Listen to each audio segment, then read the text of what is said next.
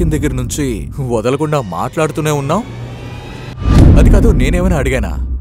ఏదో బ్రేకింగ్ న్యూస్లా అన్నీ అప్పచెప్తున్నావు.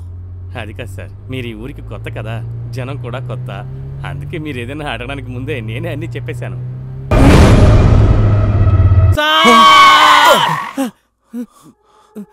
ఏమైంది మంచు? ఇటువైపు కాదు సార్, అటువైపు వెళ్ళాలి. అంతే కదా, దానికి ఎందుకు ఇంత గట్టిగా అరిచావు? సార్ ఒక్కసారి ఆ రోడ్ని చూడండి సార్.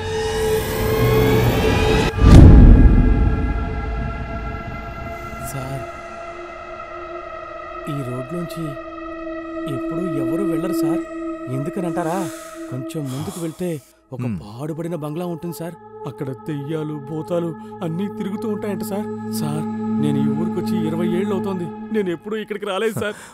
మంజు, ఇలాంటి వాటికి కూడా భయపడతారా ఏంటి? సార్ మీ కాళ్ళ మీద పడి దండం పెడతాను సార్, దయచేసి అటువైపు మాత్రం వెళ్ళదు, ఇటువైపు వెళ్ళండి సార్, ప్లీజ్ సార్, వెళ్ళండి సార్, వెళ్ళండి సార్. సరే ఓకే.